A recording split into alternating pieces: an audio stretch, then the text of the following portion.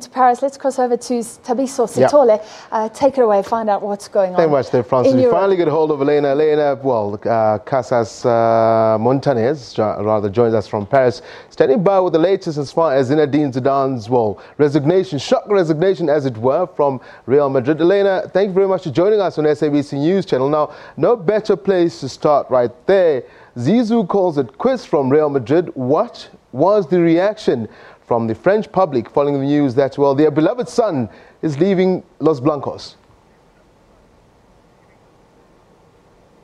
Well, it's certainly a shock to everyone. People here, though, are excited about what might be next for Zinedine Zidane. Of course, he said at the end of today's press conference that he's not looking to go to any new club anytime soon, which means, of course, that the social media speculation here has been rife that the next job he's going to take will be the manager of France. Now, he said way back in 2002, before he'd started a management career, that that would be his dream job. And Noël Le Gras, who is president of the French Football Federation, said last year that he's the dream man that he would like to have in that job. But of course, there's not a vacancy. Didier Deschamps has a contract to run until 2020, and of course a World Cup to worry about just around the corner. But the French would certainly love to see Zizou run their national team.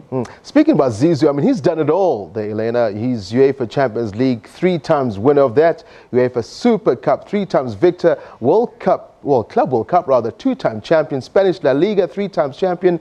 He's done it all, 1 Intercontinental Cup as well. What do the fans of France or the French think of that man as a statesman, and as far as, not only football, but as a hero?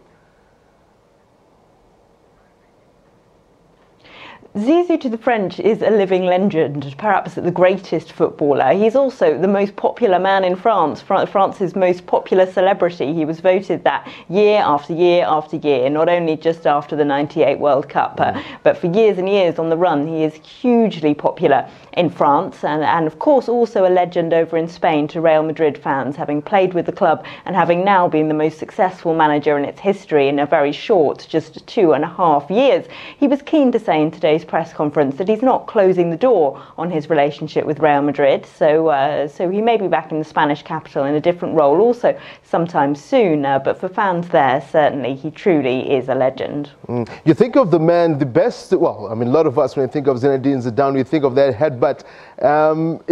Does it still epitomize the passion that man has for tricolour, so to speak, because you cannot mention football and Zinedine Zidane and not, think of it?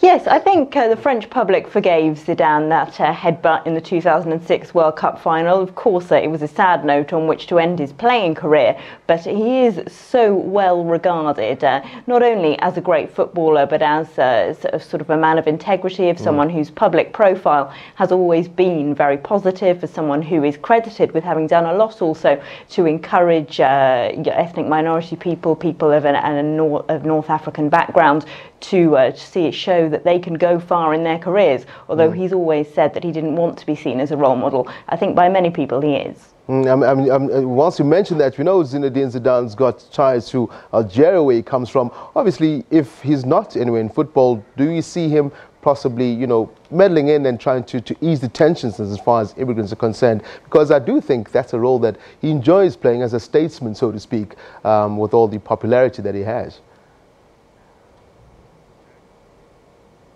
Well, when Zidane took a break from football after the end of his playing career, he did go to Algeria, where his father came from, of course. Zidane himself grew up in Marseille in the south of France, and he was involved in charity work there for a year or so before making a re-entrance onto the footballing scene. What's next for him, of course, is hard to judge. He's certainly decided to make the biggest splash possible by choosing this moment in the season, 5 days after the Champions League final, to make this announcement. So perhaps we can expect something equally high profile from him next.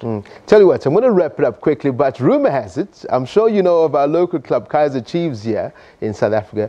Rumour has it that Zidane might be signing here. Any chance of him coming to South Africa, or maybe Chelsea for that matter? I'm putting on the spot here, Elena.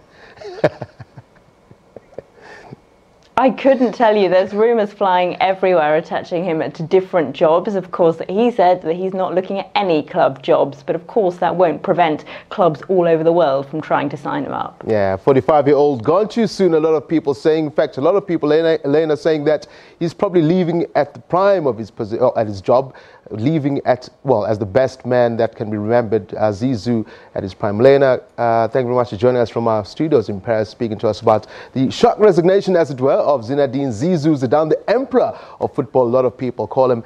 But hopefully in the next couple of hours or so, in the next couple of days, we'll have an update as far as what exactly Zinedine Zidane is planning to do in the future, or why he left Real Madrid at all. But stay with us on SABC News Channel.